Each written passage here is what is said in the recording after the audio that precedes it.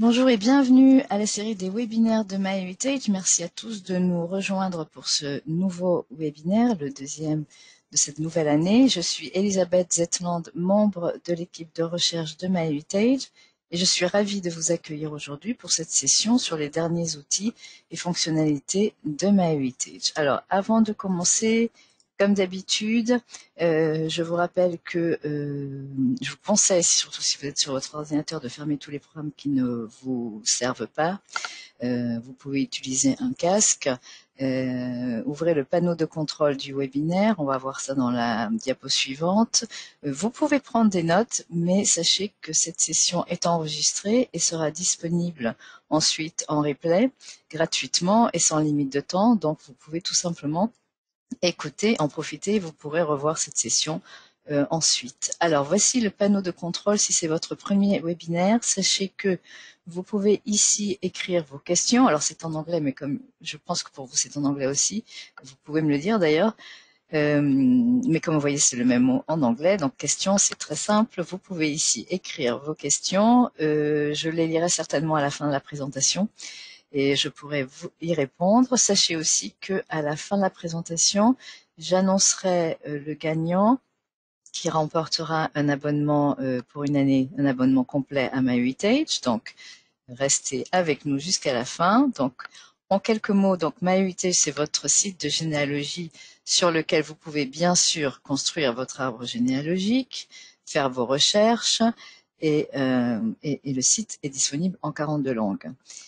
Je vais me présenter brièvement. Je suis Elisabeth Zetland. Je fais partie de l'équipe de recherche de MyHeritage depuis 2016. J'ai d'abord été country manager pour la France et les pays francophones. Si vous suivez ces webinaires depuis longtemps, je pense que le premier webinaire, je l'ai fait en 2013. Donc, nous avons fait pas mal de webinaires ensemble, une fois par mois donc, en ce moment, depuis plusieurs années. Et donc, nous allons rentrer tout de suite dans le vif du sujet. J'ai choisi avec ce premier webinaire que je fais cette année, parce que le mois dernier, j'ai accueilli Marie Capard qui nous a parlé d'un point spécifique pour les recherches. J'ai choisi donc de commencer l'année avec vous en revoyant les derniers outils qui ont été ajoutés sur MyHeritage en 2022, donc l'année passée. Alors, vous avez peut-être vu sur le blog de MyHeritage le bilan, et voici l'image de ce billet de l'année 2022 où il y a donc un aperçu de tout ce qui s'est passé pendant l'année. Vous voyez qu'il y a eu par exemple 500 millions de nouveaux profils d'arbres qui ont été ajoutés sur MyHeritage, 3,5 millions de visages tagués avec phototagger. C'est quelque chose qu'on va voir justement pendant cette présentation. Vous voyez le nombre d'articles qui ont été ajoutés dans la base de connaissances et dans le blog de MyHeritage qui sont toujours des billettes, des articles très utiles à lire pour mieux apprendre à utiliser MyHeritage. Vous voyez aussi d'ailleurs le nombre de webinaires, mais là c'est le nombre évidemment complet, pas seulement en français, parce que en français c'est une fois par mois. Et par exemple, vous avez aussi 10 millions de photos animées. Alors, dans cette présentation, ce que nous allons faire, je l'ai divisé en trois parties. Nous allons voir les outils photos. Ensuite, nous allons passer sur les collections de données historiques et enfin, plus précisément, dans l'arbre généalogique. Alors, on va commencer donc par les photos et nous allons voir Time Machine, Deep Story, le phototagger et la vue en liste pour les photos. Donc, alors avant que je rentre dans le vif du sujet, n'hésitez pas à m'écrire s'il y a un problème de son. Je vois que apparemment tout va bien, parce que souvent il y a certaines personnes qui m'écrivent s'il y a un petit souci. Je pense que donc tout va bien. Vous êtes assez nombreux et personne signale un problème. Donc je vais commencer. Alors, nous allons commencer par ce qui a marqué donc la fin de l'année 2022. Vous n'avez pas pu le manquer. C'est la que nous avons appelé Time Machine, le voyage dans le temps. Alors, vous allez peut-être, je pense que certains tout de suite sont en train de se dire, oh, c'est pas intéressant, c'est un gadget, ou Vous l'avez peut-être pas essayé, vous l'avez peut-être essayé, et bon, c'est ludique, mais vous n'avez peut-être pas saisi ce que ça vient faire dans votre généalogie. Vous avez raison parce qu'en fait, le, le but avoué de cette fonctionnalité, c'est d'attirer les jeunes générations vers la généalogie. Donc en fait, nous avons développé cet outil qui est vraiment très très ludique pour ensuite amener ces personnes en leur disant, mais voilà, vous avez fait ça, maintenant c'est amusant, c'est ludique, vous êtes content avec vos images de voyage dans le temps, mais maintenant il est temps de passer aux choses sérieuses, à votre arbre généalogique. Vous l'avez peut-être fait parce que vous êtes évidemment là parce que vous êtes en train de travailler sur votre généalogie, mais vous avez peut-être évidemment essayé. Donc, vous savez, comme moi, par exemple, je l'ai fait moi aussi, comme tout le monde, évidemment, au moment du lancement. Donc, si je me souviens bien, c'était en novembre. Bon, mais depuis, je suis pas revenue dessus dès l'instant où je l'ai fait. Donc, c'est fait. C'est amusant, par exemple, de le montrer à vos enfants, à vos petits-enfants. Comme ça, c'est un moyen de les intéresser à votre généalogie, à ce que vous faites, parce que évidemment, ça paraît très cool. Donc, nous allons voir. Je vais vous montrer. Donc, d'abord. Oui, par exemple, j'ai été choisie justement comme un des modèles pour les images officielles parce que effectivement, mes images étaient assez bien sorties. Donc vous voyez que ça vous fait un peu voyager dans le temps. Et puis il y a toujours, on va le voir un peu dans le détail en quelques minutes, donc un thème spécifique et vous avez 8 images par thème spécifique que vous pouvez après télécharger. Alors je vais en profiter pour vous montrer d'abord, pour ceux qui ne l'ont pas vu, la vidéo. On va voir si ça va marcher, de, de cette fonctionnalité.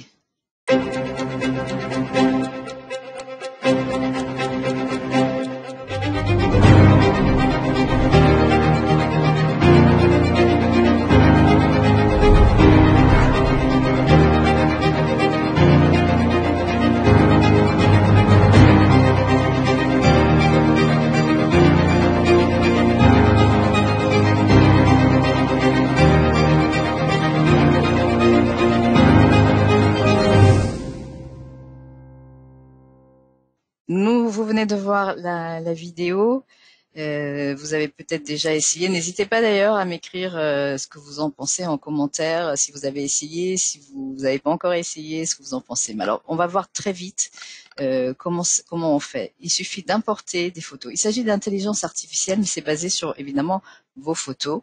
Donc l'idée, c'est de télécharger des photos entre 10 et 25. Vous verrez que même si, voilà, par exemple, ça c'est les photos que moi j'ai téléchargées quand quand je l'ai fait.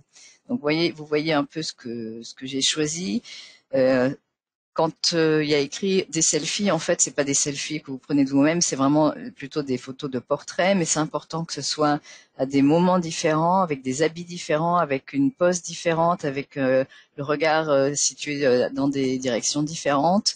Si vous téléchargez par exemple des selfies vraiment avec les mêmes vêtements, la même lumière, ça va très mal ressortir puisque en fait par exemple votre chemise va être intégrée, va être perçue par l'intelligence artificielle comme faisant partie de votre peau parce que vous avez toujours ça sur les photos. Donc vraiment c'est important de diversifier. Donc vous voyez les photos que moi-même j'avais choisies et j'avais eu de bons résultats. Donc vous voyez que si vous mettez par exemple 10, ça va vous dire plutôt d'en prendre plus et donc vous pouvez 25 en étant le maximum. Ensuite, vous devrez choisir le titre, normalement tout simplement le nom, le prénom de la personne, choisir le sexe. Bon, généralement on le fait pour soi-même. Après, vous allez peut-être le faire pour quelqu'un d'autre, mais a priori, on le fait d'abord pour soi. Et puis, ça prend un petit moment, ça prend quelques minutes. Pendant ce temps, vous pouvez voir justement une vidéo qui présente MyHeritage en détail. Et puis ensuite, vous allez recevoir de toute façon un email qui vous dira que c'est prêt et que vous, en cliquant dessus, vous allez être ramené dans la section photo de votre site familial pour voir le résultat. Alors, si vous l'avez déjà fait, vous savez que il y a plusieurs thèmes. Vous avez 8 images par thème que vous pouvez les télécharger, vous pouvez les partager. Évidemment, comme c'est de l'intelligence artificielle, donc qui travaille sur votre visage, donc qui vraiment analyse votre visage, et que c'est vraiment quelque chose on commence en fait, c'est les balbutiements de l'intelligence artificielle, même si c'est vrai que vraiment ça commence à prendre des proportions certaines. Il y a des résultats qui sont moins heureux que d'autres, si je puis dire. Donc, par exemple, moi j'ai eu pas mal d'images qui sont très très bonnes. Il y en a certaines qui vraiment sont à jeter à la poubelle. Donc ça, c'est normal. Mais sur des dizaines de thèmes différents, comme là vous voyez par exemple dame édouardienne, dame britannique des années 30, aviatrice, fille glamour des années 40, ça c'est pour les femmes évidemment. Et vous avez 8 images par thème. À la fin, vous avez quand même des dizaines et des dizaines, sinon plus d'images qui sont bonnes que vous pouvez utiliser et partager. Voilà. Puis après, ensuite, on a ajouté la section avatar aussi. Alors ça, c'est plus difficile à lier à la généalogie évidemment parce qu'il n'y a plus de voyage dans le temps. Mais c'était un dernier coup pour attirer les jeunes générations à la généalogie. À part celui-là, la fiche Art Nouveau, effectivement, que moi j'aime beaucoup. Alors, pour conclure donc avec cette section sur Time Machine, en rappel, sélectionnez 10 à 25 photos de la même personne. Donc, je vous l'ai dit, la variété donc est très importante. Choisissez des photos donc existantes à partir de votre galerie photo ou de votre ordinateur. Surtout ne pas faire de selfie juste pour ça. Qu'il y ait qu'une seule personne sur la photo, sinon ça va créer des problèmes dans l'intelligence artificielle. Pris donc à des différents moments de la journée, à des jours différents, une lumière différente, des expressions donc variées, et puis c'est mieux avec peu ou sans maquillage et surtout sans lunettes de soleil parce que là aussi vous allez sinon vous retrouver avec des lunettes de soleil dessus. Voilà. Et bien sûr, c'est une application qui a été faite, une fonctionnalité qui a été faite pour vous, que vous faites sur vous, étant adulte, et évidemment pas d'unité et pas de maillot de bain non plus, parce que sinon vous allez effectivement aussi sortir comme ça. Donc juste pour terminer, je ne résiste pas à vous montrer d'ailleurs quelques exemples de mes images. Alors vous voyez certaines, parfois c'est clair que c'est pas réel puisque c'est comme un tableau, mais parfois c'est des photos et je dois avouer qu'il y en a certaines, je pense que même dans ma famille, dans mes amis, certains m'ont écrit d'ailleurs, ah je me souviens cette photo il y a quelques années c'était en Italie. Je disais mais non pas du tout puisque c'est l'intelligence artificielle. Donc il peut y avoir des résultats qui sont quand même très très très troublants comme ça. Voilà. Alors, on va passer à Deep Story. Deep Story, en fait, c'est à partir de Deep Story qui venait lui-même, enfin cette application venait de Deep Nostalgia. Si vous vous souvenez, c'était la fonctionnalité Deep Nostalgia qui anime les photos. Puis ensuite, on a fait Deep Story où on a fait parler les photos. Donc, Deep Story, faites parler vos photos de famille. Justement, c'était l'image dans l'annonce du blog. L'idée, alors ça peut être ça en fait, c'est quelque chose que vous pouvez utiliser souvent d'ailleurs. Moi, en fait, je trouvais que c'était amusant pour les cousinades, de montrer. Il y a certaines personnes qui sont toujours un peu encore dérangées par l'intelligence artificielle. Alors évidemment, faire parler quelqu'un qui est décédé et qu'on a connu, ça fait bizarre, c'est troublant. Puis en plus, on sait très bien que c'est pas la vraie voix, donc c'est moins intéressant.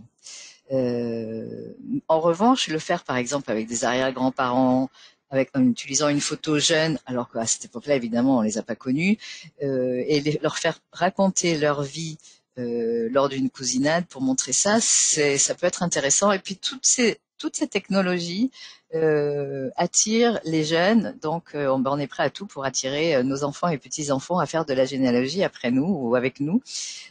Donc c'est un bon outil pour ça. Donc vous l'avez compris, Deep Story, vous l'avez depuis que ça a été lancé, je pense que c'est l'an dernier. Ça paraît il y a très longtemps déjà parce qu'on a fait beaucoup de choses depuis, mais si je me souviens bien, c'était en mars 2022.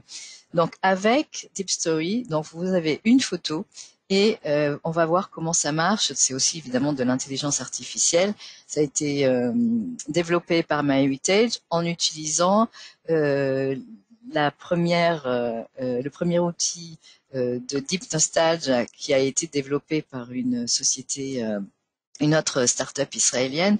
Et donc, on va voir ici comment ça marche. Alors, avant de rentrer dans le détail de comment faire, je vais vous montrer justement une autre vidéo. C'est la deuxième et la dernière de cette présentation.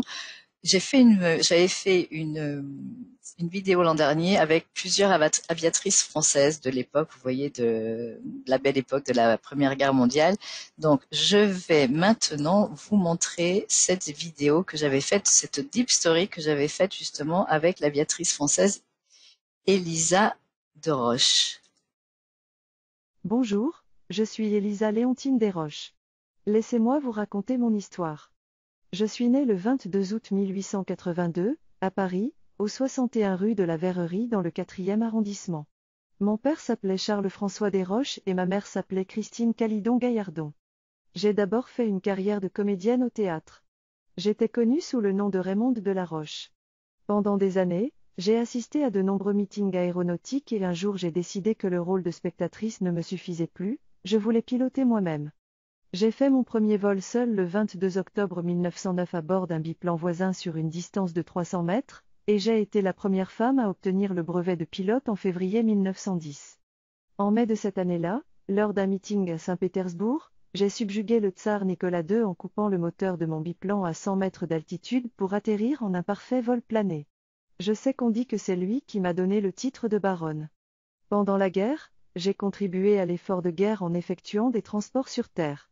La paix revenue, j'ai repris les vols et établi plusieurs records d'altitude et de distance, mais j'ai perdu la vie à l'âge de 36 ans le 18 juillet 1919 lorsque mon avion s'est écrasé au sol. Je suis ravie d'avoir partagé mon histoire avec vous. Merci de m'avoir écouté. Alors voilà. Donc maintenant, on va voir en fait comment on fait pour avoir une deep story. Mais j'espère que vous avez déjà fait ça, certains d'entre vous. Mais si c'est pas le cas, on va voir ça. Donc là, nous revenons dans notre site familial. Vous avez chacun un site familial.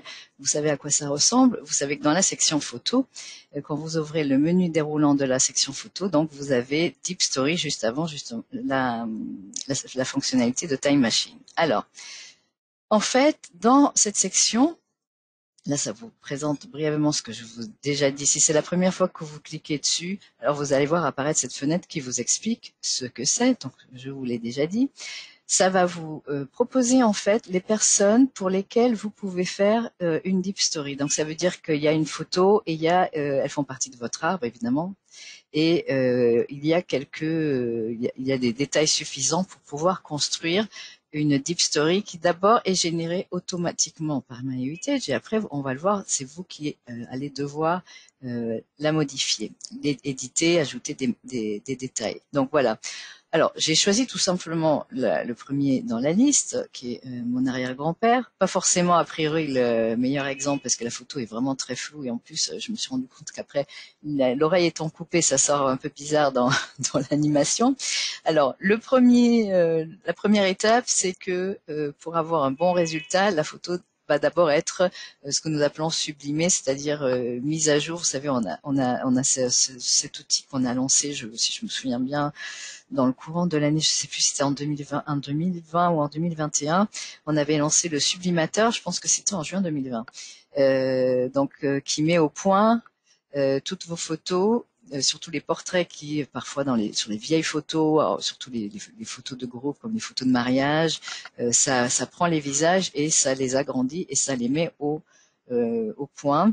Donc vous perdez tout le flou de la photo, ce qui est voulu, ce qu'on veut d'ailleurs. Et donc là vous voyez, ça prend quelques minutes. Et pareil, comme vous voyez, vous avez cette animation d'une plume qui bouge, qui court comme si elle courait sur une page pendant que la deep story est générée. Et puis vous allez recevoir un email vous notifiant que c'est prêt. Donc vous cliquez sur le bouton regarder la deep story ou alors vous êtes resté sur la page de la deep story et vous pouvez la voir. Maintenant l'idée c'est que, comme je vous l'ai dit, c'est créé automatiquement évidemment quand c'est créé automatiquement, ça va prendre en fait les détails que vous avez dans l'arbre. Donc vous allez peut-être avoir seulement la date de naissance avec le lieu, la date de décès avec le lieu, et puis la succession, par exemple, des enfants, de la naissance des enfants, la date du mariage. Donc, c'est la base, mais on peut faire beaucoup plus. Donc, quand vous allez arriver sur cette première page, vous allez cliquer sur modifier la deep story parce que vous allez d'abord regarder à quoi ressemble cette deep story et ensuite vous allez pouvoir travailler sur le texte. Le fait est que par défaut, par exemple, vous voyez ici dans dans le premier chapitre, il y a écrit toujours à France. Déjà, de toute façon, il faut le modifier parce qu'il faut vraiment faire une édition sérieuse sur le texte. Et vous voyez, ça c'est ce qui sort par défaut. Donc c'est automatiquement généré. Et après, c'est vous qui allez pouvoir travailler dessus. Alors, on peut pour chaque chapitre, en fait, on peut changer la photo. Évidemment, vous allez écouter et vous pouvez changer la voix. Il y a un répertoire de voix différentes. Par exemple, vous pouvez choisir une voix belge. Si vous êtes en Belgique, c'est logique et évidemment, ça sera un peu plus proche de la réalité, de la réalité évidemment de votre ancêtre. Ensuite, vous pouvez choisir, par exemple, là c'est pas visible, mais parce que il y a les noms dessus, mais vous pouvez aussi choisir la vitesse du rythme, donc de la voix. Donc, il peut parler plus ou moins vite. Ça, c'est aussi vous qui le gérez. Et puis, vous voyez que vous pouvez, en cliquant sur les 3 points pour chaque chapitre, vous pouvez écouter, vous pouvez supprimer aussi le chapitre, mais vous pouvez surtout ajouter un chapitre. Donc, comme ça, vous pouvez vraiment construire et raconter toute la vie de cet ancêtre. Vous avez des chapitres qui sont préparés de façon automatique pour vous. Alors, si vous voulez vous vraiment écrire quelque chose en texte libre, c'est la première option. Mais si par exemple vous voulez parler du service militaire, vous cliquez sur service militaire et ça va vous donner juste un début pour commencer donc sur sur ce thème. Donc vous voyez, j'ai servi dans l'armée et puis ça pose des questions. Est-ce que Adrien François a-t-il servi dans l'armée? Si oui, décrivez la période, le rang et donnez des détails sur les guerres.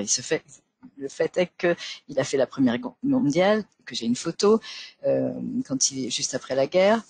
Donc dans ce cas-là, je vais insérer ici, importer une photo, c'est là que je vais mettre cette photo et je vais pouvoir donc écrire davantage. Voilà. Ensuite, quand vous aurez fini, vous pourrez évidemment, il suffit juste, vous voyez en haut à droite, enregistrer et créer et vous gardez donc votre deep story que vous pourrez ensuite partager, montrer par exemple pendant une cousinade ou envoyer à un enfant ou à un petit enfant pour l'interpeller. Ça peut être intéressant par exemple si vous savez que vous avez c'est vraiment un cas, un exemple comme ça, un enfant ou un petit enfant qui travaille par exemple à l'école qui étudie la Première Guerre mondiale, vous pouvez justement faire des deep stories sur le sujet avec les ancêtres qui ont participé à cette guerre. Ça peut être ludique et intéressant à faire. Alors, vous voyez ici quand vous revenez sur la page donc des deep stories que vous avez en cliquant sur les 3 points, vous pouvez partager, donc télécharger. Vous pouvez la modifier aussi une deuxième fois, revenir sur une deep story que vous avez fait quelques mois avant, et vous voulez la modifier de nouveau. Vous pouvez très bien le faire, et vous pouvez aussi la supprimer évidemment. Voilà, donc conseil pour créer de belles deep stories. Je vous conseille, comme toujours, de télécharger, d'enrichir votre arbre généalogique avec des photos, d'identifier les photos. D'ailleurs, on va voir le phototagger qui maintenant aide vraiment à l'identification des personnes sur les photos, puisque ces photos vont être maintenant utilisées pour Deep Story.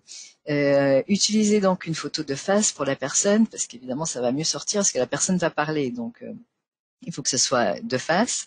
Et puis surtout, utiliser l'éditeur pour apporter les corrections. D'ailleurs, à la prononciation des noms, des lieux, par exemple, vous verrez parfois que comme la voix, en fait, artificielle lit exactement comme c'est écrit, vous allez peut-être devoir écrire un nom de lieu ou un nom de personne différemment de la vraie graphie, parce que pour faire en sorte que la voix prononce exactement de la façon que vous voulez. Donc c'est vous qui allez jouer avec en éditant d'une certaine façon. Donc vous pouvez évidemment essayer les différentes options vocales pour faire correspondre la voix à la personne. Comme je l'ai dit, par exemple, si vous voulez une voix belge.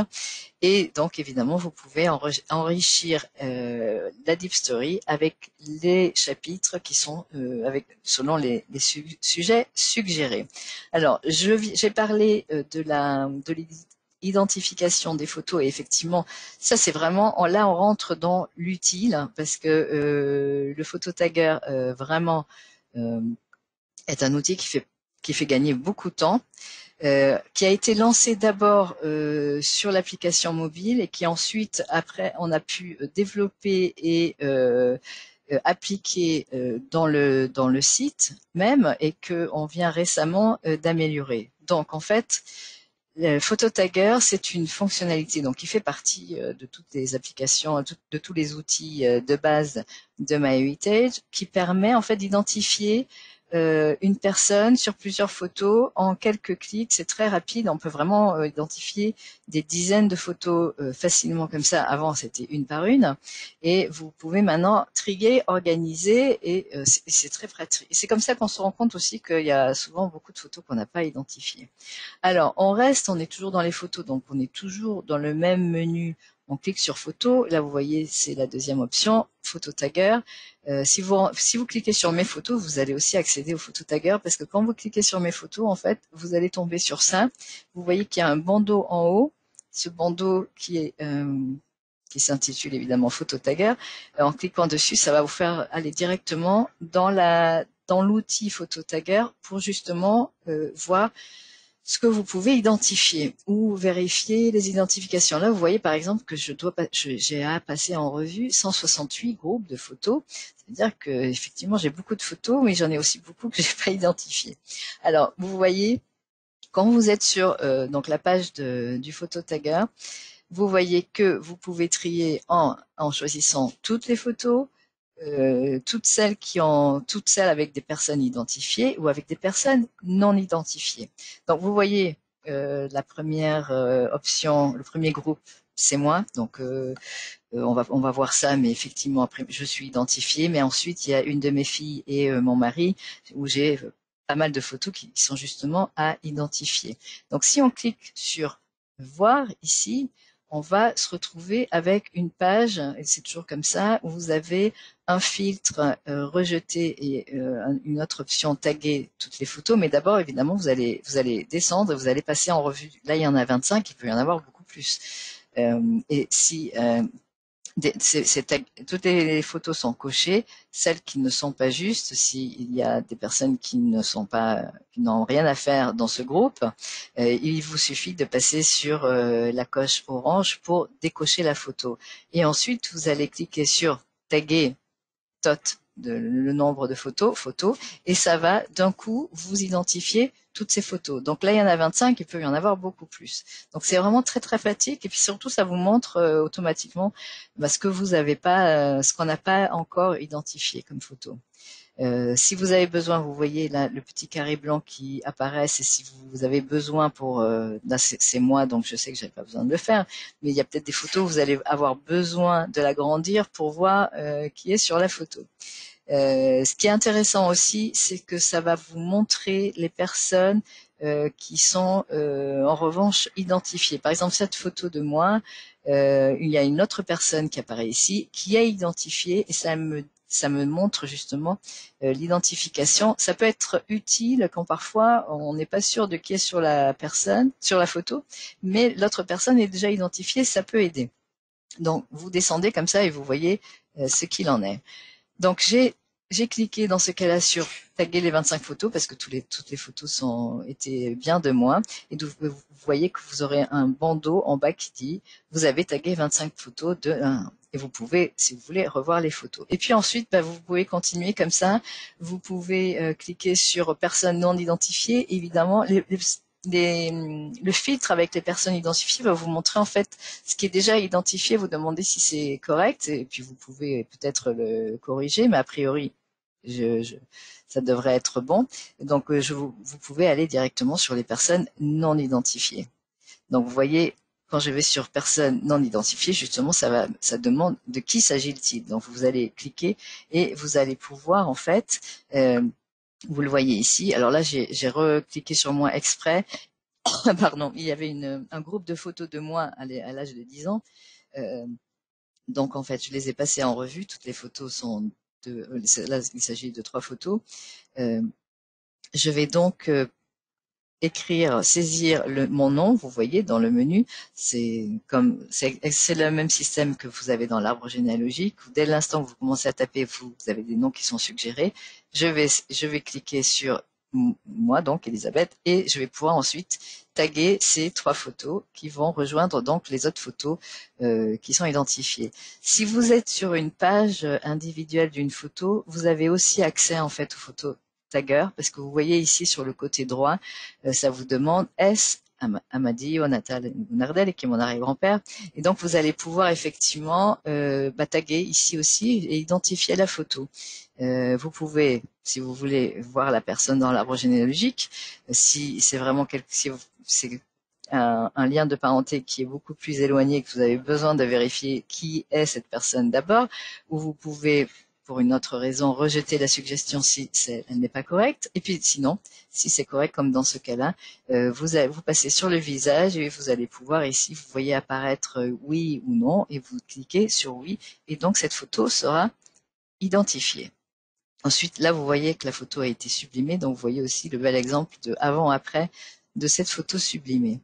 Ça marche aussi pour les photos de groupe. Donc, vous allez avoir un groupe de suggestions d'identification. Vous voyez comme dans ce beau cas d'une photo du côté de mon mari, où vous avez, où à part une personne, toutes les autres personnes sont à identifier et qui sont d'ailleurs toutes justes. Donc, j'ai pu ensuite, après avoir fait la capture d'écran pour cette présentation, j'ai pu effectivement faire ce que je viens de vous montrer en acceptant toutes les suggestions. Donc ça marche aussi sur toutes les photos, donc c'est très pratique.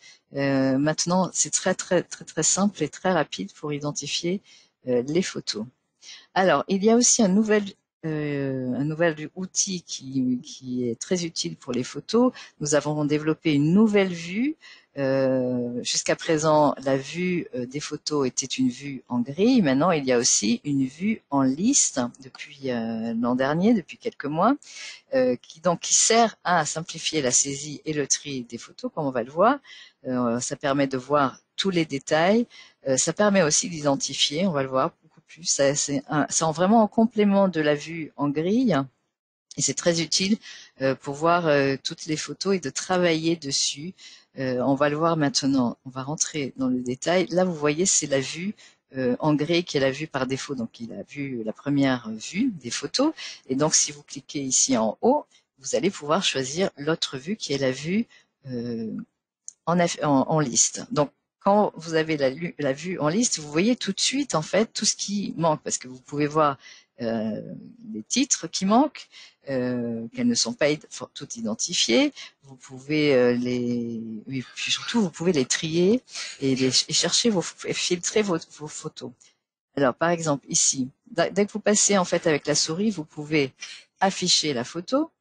Vous pouvez donc, en cliquant dessus, arriver sur la page individuelle de la photo, donc éditer, modifier le titre, ajouter les détails. Là, vous voyez, par exemple, pour cette photo de mon grand-père, il n'y a pas de titre, il n'y a pas de date, il n'y a pas de lieu.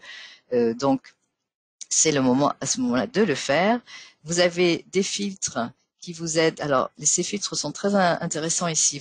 Si vous cherchez des photos pour la décennie 40, vous cliquez dessus, ça va vous mettre toutes les photos qui sont de cette époque. Vous avez aussi le filtre pour les lieux. Si vous cherchez des photos qui sont par exemple, qui ont été prises en France, qui concernent la France, vous avez ce filtre. Et ceci est un filtre qui est très intéressant parce que le filtre des personnes, en fait, alors évidemment, si vous cherchez une personne spécifique aussi, passer par là, c'est très pratique. Mais ce qu'il y a aussi, c'est que vous pouvez activer cette option de montrer des photos de personnes ensemble. Si par exemple vous cherchez des photos d'un couple spécifique, vous allez choisir, sélectionner ces 2 personnes. En activant cette option, vous allez cliquer sur appliquer et en fait vous allez obtenir les photos qui montrent ces 2 personnes en face, ensemble. Donc c'est vraiment un filtre très pratique pour travailler avec vos photos. Ici vous avez un autre filtre qui vous permet d'obtenir les photos en ordre croissant. Donc ça va inverser l'ordre des photos. Vous allez le voir en travaillant dessus. Et puis évidemment, si vous cherchez, ça c'est le filtre classique de la recherche, si vous cherchez une photo, évidemment, il faut déjà qu'il y ait quelques détails donnés sur la photo pour pouvoir la retrouver. Donc, quand vous êtes ici, comme sur cette photo qui n'a que le prénom en fait de la personne, vous voyez qu'en passant dessus, il y a un crayon qui va apparaître et donc vous allez pouvoir éditer le titre. En passant sur la photo, vous allez aussi vous retrouver sur la page individuelle de cette photo. Donc, vous allez ici là pouvoir saisir le titre. Les autres détails, vous pouvez aussi évidemment utiliser les outils photos que sont le réparateur, le sublimateur, la restauration des couleurs, l'animation avec Deep Nostalgia, etc. Mais bon, là on parle de l'identification. Donc dès que vous avez fait ça, en fait, vous rebasculez sur l'autre onglet qui est toujours ouvert évidemment, où vous travaillez sur ça, qui est sur la vue en liste des photos. Et puis il suffit juste de sauvegarder à la fin quand vous avez fini, vous voyez ici, et c'est fait, vous avez travaillé. Vous voyez ces 3 points en haut à droite vous permet en fait de supprimer très facilement des photos. Donc si vous cochez par exemple 3 photos et que vous cliquez sur ces 3 points, vous allez voir que ça va vous demander si vous voulez vraiment les supprimer. Donc s'il y a des photos par exemple, moi par exemple je vois souvent que j'ai des photos en double et c'est facile comme ça de les repérer et de pouvoir les supprimer en une seule fois. Vous voyez aussi qu'à côté, il y a l'icône de téléchargement. Donc, vous pouvez aussi maintenant télécharger plusieurs photos ensemble qui vont être téléchargées dans un seul fichier. Donc, c'est très pratique.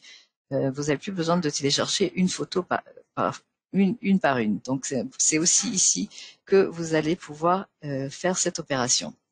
Voilà.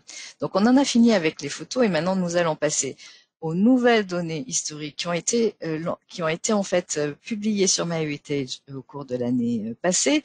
Alors, il y a eu un total de 271 nouvelles collections qui correspond à plus de 2,5 milliards de nouvelles données. Je me suis amusée en fait à repérer toutes les collections qui peuvent concerner les personnes qui nous écoutent. Donc, alors j'ai pris vraiment dans l'ordre où elles ont été publiées. Donc, vous voyez, il y a eu toutes ces collections pour la Belgique, la France, le Canada, et il y a 3 pages comme ça.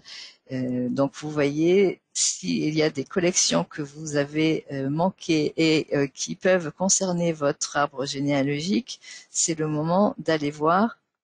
A priori, vous devriez avoir reçu ce qu'on appelle des record matches, donc des correspondances de documents dans votre arbre généalogique, mais vous avez peut-être manqué certaines parce que vous en avez peut-être beaucoup.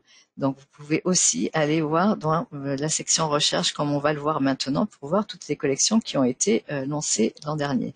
Voilà, là, je crois que c'est la dernière page. Voilà, donc ça, c'est toutes les collections que j'ai repérées pour la France, le Canada, Québec et la Belgique. Quand vous revenez dans votre site familial et que cette fois vous cliquez sur l'onglet recherche, vous avez peut-être remarqué, si vous avez manqué cette nouveauté l'an dernier, ça c'est on l'a lancé, je pense, donc en avril au moment du recensement du recensement de 1950, le recensement américain de 1950, ce qu'on appelle le Census Helper, donc l'aide au recensement. Alors en fait, on avait développé cet outil pour repérer dans l'arbre généalogique, quand on a beaucoup d'arbres, quelles sont les personnes qui étaient susceptibles d'être présents dans ce recensement de 1950. Puis ensuite, on s'est dit, mais pourquoi pas le développer pour tous les recensements? Et puis surtout après, pourquoi pas le développer pour les recensements aussi qui ne sont pas que américains. Donc forcément, ça vous concerne. Et si vous cliquez sur cette option donc du Census Helper, vous allez pouvoir en fait choisir quel recensement vous intéresse et ça va vous donner la liste des personnes qui, selon leur âge, de l'époque lesquelles elles étaient en vie sont susceptibles d'être présents, donc énumérés dans tel recensement. Donc là, par exemple, c'est l'exemple en cherchant le recensement de 1906 en France. Vous cliquez ici, vous allez pouvoir choisir quel recensement vous voulez voir. Vous avez, par exemple, là, je montre le recensement pour le Canada ou pour la France. Et puis, vous pouvez aussi, vous avez là aussi plusieurs filtres qui vous aident, comme ici, d'exporter la liste des personnes en tableau, si vous voulez travailler de cette façon. Et donc, vous voyez ici, quand vous êtes sur votre liste, si il y a cette coche verte, ça veut dire que la personne a déjà été repérée, sauvegardée dans l'arbre dans les recensements. Sinon, ça veut dire que vous pouvez cliquer dessus pour voir si la suggestion du recensement est juste. Donc, ça va ressembler en fait. Alors, en cliquant sur ces points, vous pouvez voir la personne dans l'arbre, voir le profil, ou la retirer dans la liste si vous savez que c'est vraiment pas du tout pertinent. Et puis, nous allons voir maintenant un exemple. À quoi ça ressemble si vous cliquez dessus? C'est très simple, ça ressemble à la page des correspondances, par exemple des correspondances de Record Match. Donc vous n'allez pas être dépaysé. Donc vous voyez, ça vous montre exactement comme un résultat de recherche. Le premier exemple justement, effectivement correct. Donc il suffit de cliquer consulter, exactement comme quand vous faites une recherche, que vous voyez un résultat ou que vous consultez un record match, vous voyez, ça vous montre donc les détails. Vous pouvez voir l'image, vous voyez exactement le détail que vous pouvez agrandir de ce qu'il y a donc dans le recensement. Et puis, en continuant plus bas, vous voyez donc les personnes dans ce ménage et vous pouvez sauvegarder et donc vous allez récupérer le recensement donc de cette façon dans votre arbre généalogique. Donc c'est une façon supplémentaire de travailler sur les documents. Vous avez donc, en étant dans votre arbre généalogique, quand vous cliquez sur rechercher cette personne ou en vérifiant vos correspondances, que sont les record matches, et maintenant vous pouvez vous amuser aussi à aller voir ce qui se passe dans le Census Helper pour voir quelles sont les personnes que vous n'avez pas encore repérées dans les recensements.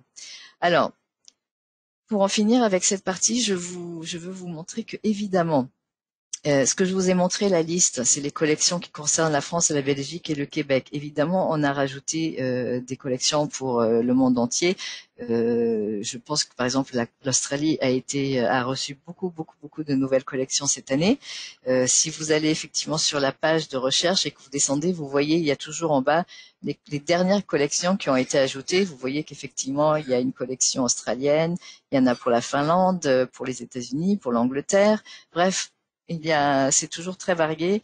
Vous avez peut-être un arbre généalogique qui a des branches aussi à l'étranger, donc vous savez qu'il y a des collections qui sont disponibles pour le monde entier. N'hésitez pas à aller vérifier ce qui se passe pour votre pays ou les pays qui vous concernent pour votre arbre dans le catalogue des collections où vous pouvez filtrer en fait par pays. Vous voyez, vous allez ici sur je suis bloquée avec ma souris de ce côté. Voilà. Vous allez ici affiner par pays et vous pouvez choisir. Choisissez d'abord le continent et ensuite le pays. Donc ça va vous afficher ce que vous voyez ici. Par exemple, ce sont toutes les collections françaises. Là, je vais vous montrer ce qui se passe si vous choisissez la Belgique. Donc c'est pareil, vous voyez qu'il y a 30 collections pour la Belgique et vous avez le détail de toutes les collections si vous voulez chercher directement dans une collection. Et pareil pour le Québec. Voilà.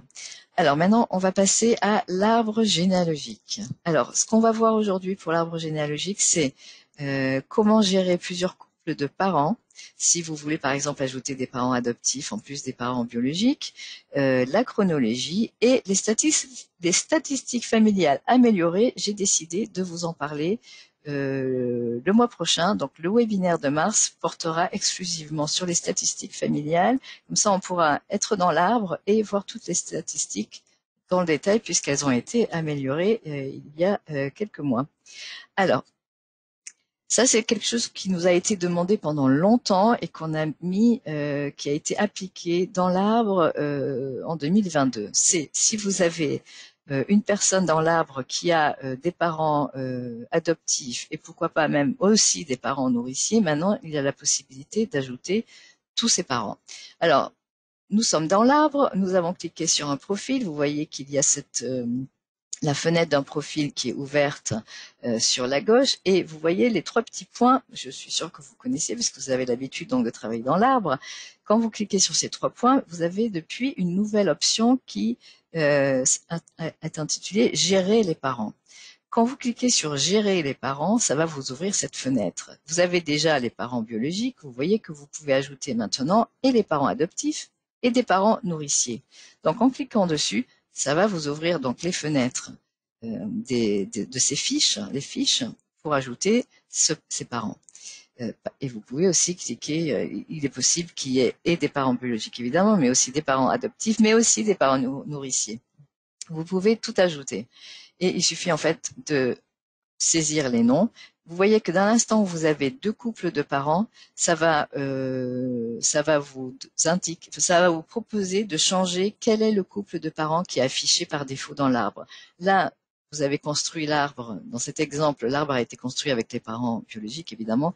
D'abord, dès l'instant où vous saisissez des noms de parents adoptifs, vous allez aussi pouvoir changer en fait. Vous allez pouvoir décider que c'est le couple de parents adoptifs qui va être affiché par défaut. Et donc il suffit dans ce cas-là de cliquer sur Montrer arbre. Donc vous voyez, en cliquant ici, vous pouvez même changer l'ordre, en fait, l'intitulé des parents.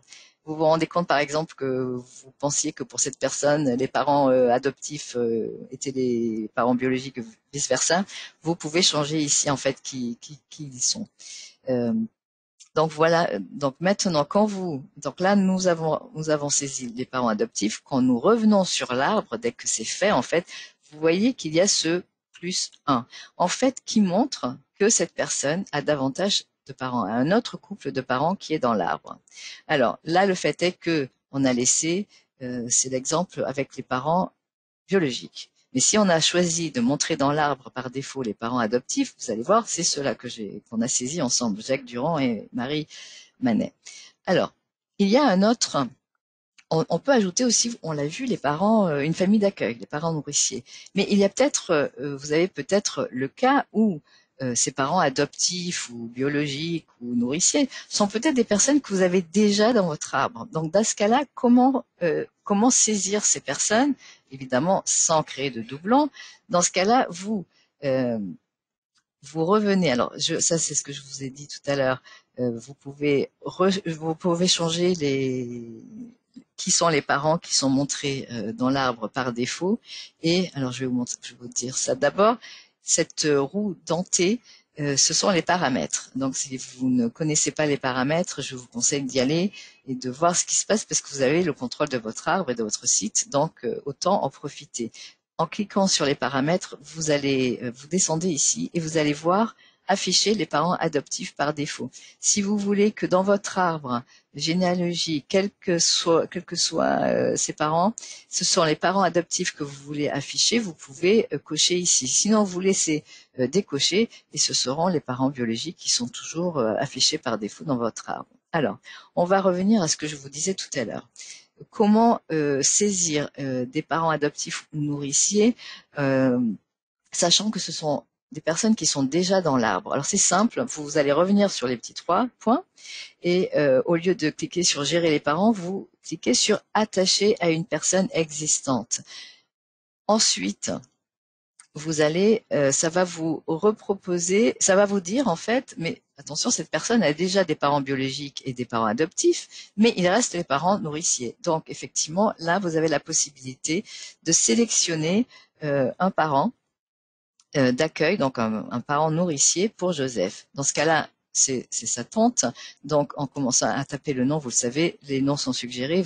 On arrive sur sa tante Anne, qui va comme ça, on clique sur OK et qui donc va être aussi saisie, qui ne va pas être saisie deux fois. En revanche, lui, la personne qui a été donc adoptée et accueillie par sa tante, donc va apparaître deux fois. C'est pour ça qu'il y a un nouveau x2. Vous voyez maintenant le x2 en bleu signale que cette personne en fait apparaît maintenant deux fois dans l'arbre parce qu'il apparaît ou avec ses parents adoptifs ou biologiques, mais et là vous le voyez maintenant, il y a les trois parents, il y a les parents biologiques, les parents adoptifs, les parents nourriciers.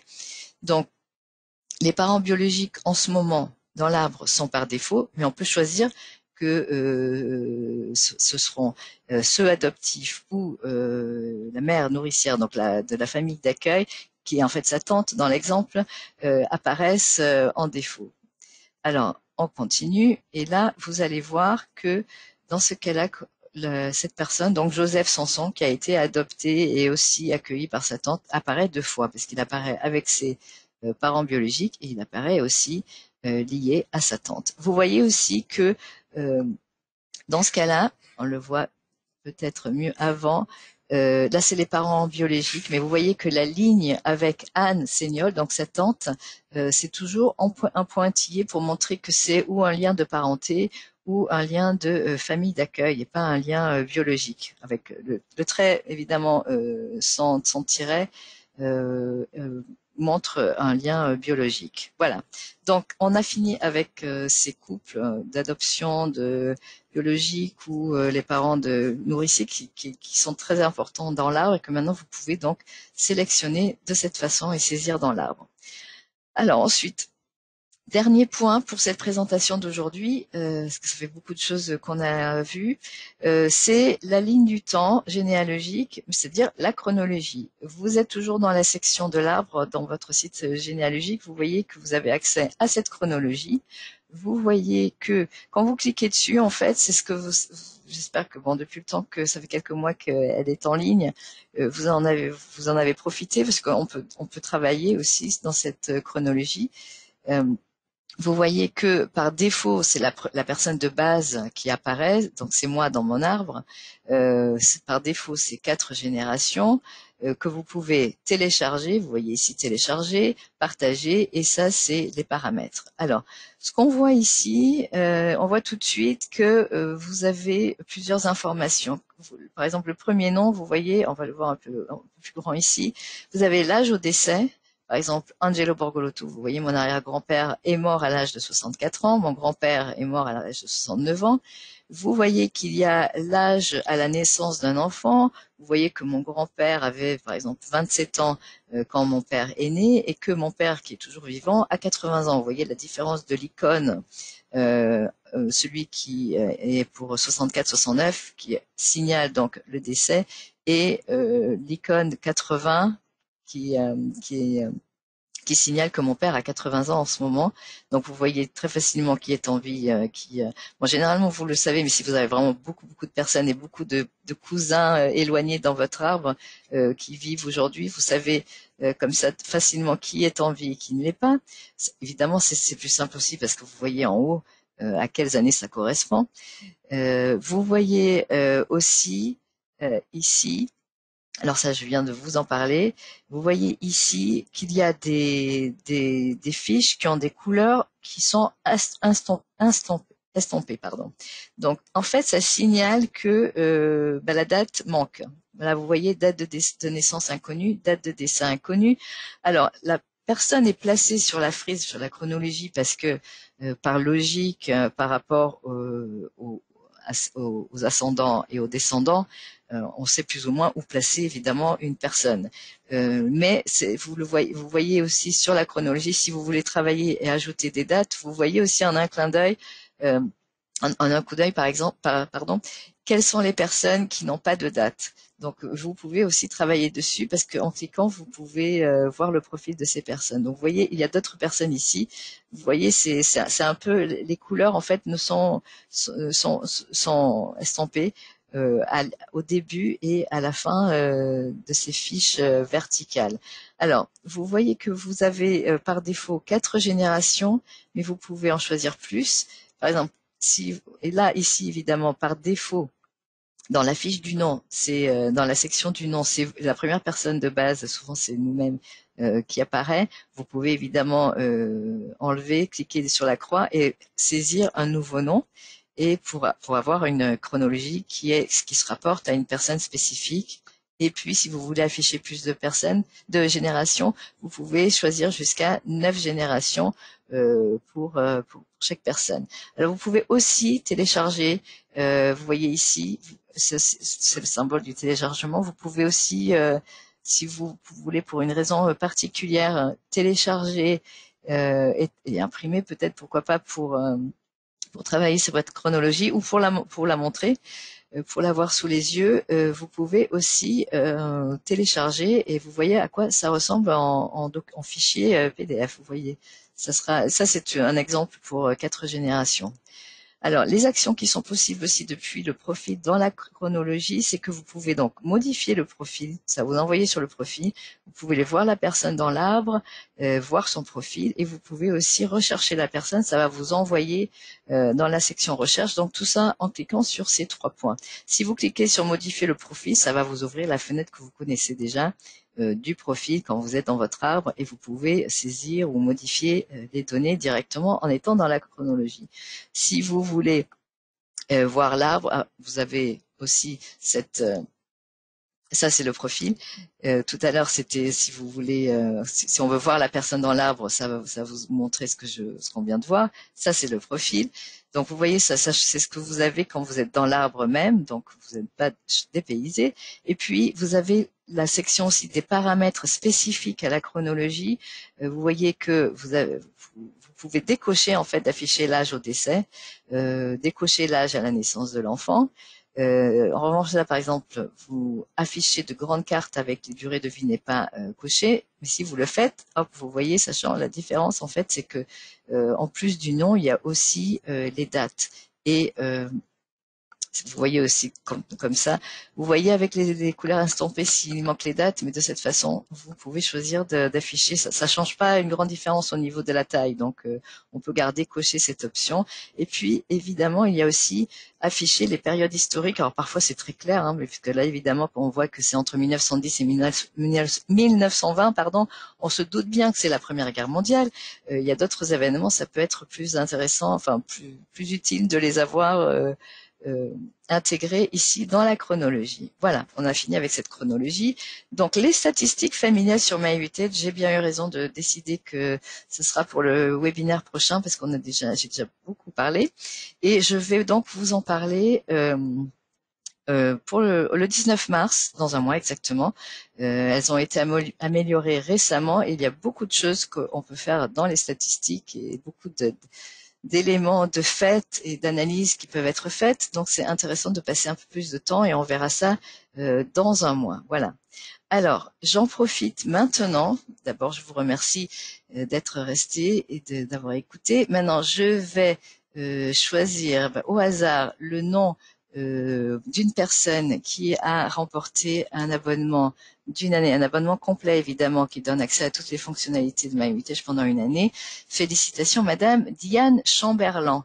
Je vous contacterai par email pour voir ça avec vous. Je note votre nom tout de suite. Je vous contacterai dans la journée, juste après ce webinaire pour votre abonnement. Si vous êtes déjà en complet, en fait, ce sera une année votre abonnement sera prolongé d'une année supplémentaire. Voilà. Félicitations encore, Madame Chamberlain. Alors, on va passer. Je vous le répète, je l'ai dit tout à l'heure, vous aurez accès à cette session en replay sur la base de connaissances et aussi sur le site Legacy Family Tree Webinaire. Le prochain webinaire, donc, vous le savez déjà, aura lieu le 19 mars et portera sur les statistiques familiales. Donc, vous voyez, ça c'est la base de connaissances de MyHeritage. Si vous n'y avez jamais été, je vous conseille d'y aller parce que vous aurez accès à des articles, toutes les sessions en fait qui sont enregistrées, après sont en replay, sans limite de temps, gratuitement, donc vous pouvez les revoir quand vous voulez. Donc c'est très utile et vous avez aussi des vidéos, donc des tutoriels, des articles et des webinaires. Tout ça est gratuit pour vous aider à mieux utiliser MyHeritage. Donc là vous voyez, c'est aussi ici que vous pouvez vous inscrire au prochain webinaire. Dans la journée, je vais aussi changer. Ici, vous voyez, c'est à chaque fois le prochain webinaire. Je vais le changer et je vais mettre le nouveau webinaire. Comme ça, vous pourrez vous inscrire. Donc, vous voyez, c'est education.myheritage.fr pour aller dans cette base de connaissances. Donc, maintenant, on va passer aux questions et un peu de patience, donc, parce que je vais devoir lire ces questions avec vous maintenant que je découvre, parce que pendant que je parlais, je n'ai pas pu Je n'ai pas eu le temps évidemment, de les lire. Alors, il y a quelqu'un qui demande, est-ce que, est-ce que vous avez des conseils particuliers lorsque toute une partie de la famille est à l'étranger? Et bien en fait, comme vous êtes sur le bon site, comme MyHeritage a énormément, d'abord est accessible en 42 langues, a énormément de collections pour le monde entier, et surtout dispose d'un outil qui traduit automatiquement en fait les correspondances et les documents pour vous. Donc si vous avez par exemple de une branche en Grèce par exemple. Donc avec, ça veut dire un alphabet différent. Déjà, vous pouvez aller dans la section recherche, voir dans le catalogue et filtrer sur la Grèce pour voir quelles sont les collections d'archives pour la Grèce. Mais vous avez peut-être dans votre arbre reçu déjà ce qu'on appelle les record matches, des correspondances avec des documents des personnes de votre arbre qui ont été repérées dans des documents. Donc ça peut être des documents justement en langue étrangère avec un alphabet qui n'est pas le nôtre, mais il y a un outil, une fonctionnalité qui va traduire pour vous, qui va vous permettre de comprendre ce qui a écrit dans ce document. Donc en fait, travaillez de la même façon que vous travaillez sur une branche française, belge ou québécoise pour vous. Vous n'avez pas besoin de changer quelque chose en plus, de travailler différemment, puisqu'en fait c'est MyHeritage qui vous aide, qui vous simplifie la vie justement pour pouvoir aussi accéder aux informations que vous cherchez pour des pays qui ne sont pas le vôtre. Alors, il y a une autre question, quelqu'un demande, alors lorsque j'ai beaucoup de smart ou de record matches, je confirme uniquement les matches qui me permettent d'extraire le maximum d'infos prioritaires dont j'ai besoin. Je ne confirme pas les autres qui dupliquent les infos que j'ai déjà. Je laisse donc en suspens beaucoup de correspondances qui me sont inutiles et qui me sont toujours proposées. Est-ce correct ou est-ce que je dois les traiter différemment? Alors non, vous avez raison. D'ailleurs, j'ai fait une session sur ça l'an dernier en octobre que je vous conseille d'aller voir dans la base de connaissances où je disais justement, et je dis toujours quand je parle des smart matches et des record matches, vous en avez peut-être énormément, mais ne vous laissez pas envahir ou ne paniquez pas à cause du nombre.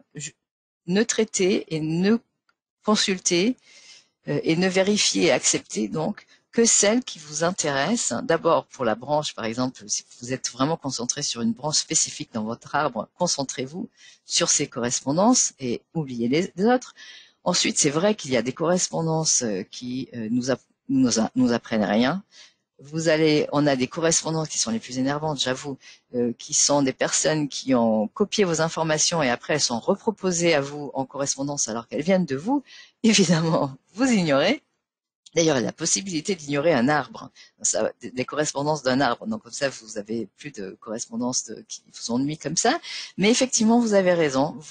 C'est vous qui contrôlez et vous utilisez, enfin, vous travaillez sur les correspondances qui vous servent et les autres, vous les oubliez. C'est pas grave. Voilà. Donc vous faites bien. Et puis je vous conseille, vous et tout le monde, donc d'aller voir cette session. C'est la session que j'ai faite l'an dernier, au mois d'octobre, qui était justement qui s'appelait confirmer les smart matches et les record matches. Voilà. Voilà. Donc, je pense que on va s'arrêter là aujourd'hui parce j'ai beaucoup parlé et qu'on a déjà passé l'heure. Mais n'hésitez pas à me laisser des commentaires. Je vous dis à bientôt donc dans un mois, le 19 mars. Donc vous allez pouvoir vous inscrire dans la journée et vous allez pouvoir bientôt revoir cette session. Je pense aujourd'hui ou demain, ça sera déjà disponible, mais vous serez prévenu par email que le replay est disponible. Je vous remercie et je vous dis à bientôt dans un mois.